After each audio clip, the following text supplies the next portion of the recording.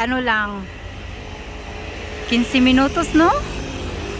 15 lang ata, ang lapit. Ito ang Monaco. First time ko nakapunta dito.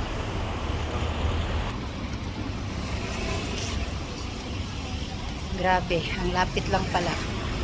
Buti na lang dinala ako ng friend ko dito, pinasyal niya. Ayan, oh. Hi girl, mag-hi ka sa vlog ko, girl.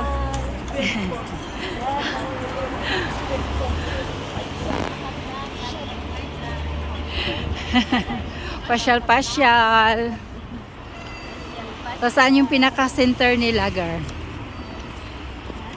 Saan yung pinaka-center nila? Doon sa ano, doon sa may casino. Monte Carlo. Pupunta tayo doon nga tayo magpipicture. Oo nga. Saka na lang doon sa may dagat. Kasi Bakit hindi ba yung madaanan natin? malaki Ito yun, girl. Pababa tayo. dito. Oh, kita nyo? Diyos ko Lord, ang ganda. Mga billionaire ang nandito, guys. Billionaire. Imagine.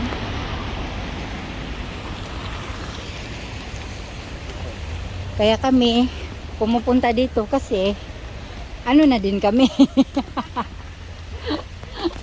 Ayan, oh. Maswerte ang mga Pilipino dito na nagtatrabaho. Oo, no? Kasi ang lalaki ng mga sahod. May offer nga ako dito, kaso nga lang. Ito kasi ang the richest na place in France. Monaco, Montreal.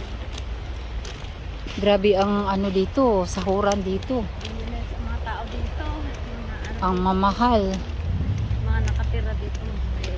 Pero yung mga tao na yan, ano, ay may Pilipina. May Pinay girl, oh. Di ba siya?